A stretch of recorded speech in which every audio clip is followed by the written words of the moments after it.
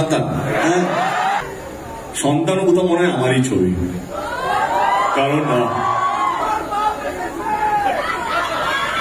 ভাগ্যিস আমার সন্তান বলে দেয়নি।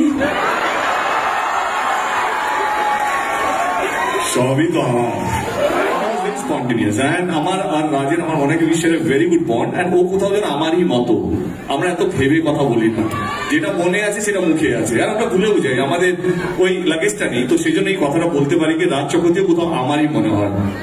অ্যান্ড এবং আমার সো কল ফার্স্ট প্রোডাকশন, যেটা এখন 10 বছর পর রিলিজ হচ্ছে, তার প্রথম নায়িকা শুভশ্রী। তো কোথাও যেন ভালো লাগে, কিন্তু খারাপও লাগে মাঝে মাঝে যখন কেউ সন্তান সন্তান সন্তান করে। আমার Raj, I love you Raj, but তার পিছনে যে একটা হাসি ছিল সেটা আমাকে কষ্ট দিয়েছিল।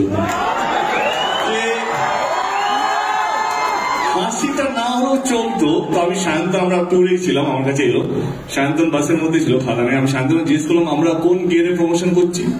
দাদা আমরা টপ গিয়ারে আছি। না না, গিয়ারটা চেঞ্জ হবে, আরো 10 লেভেল আপ করতে হবে, প্রমাণ দিতে হবে।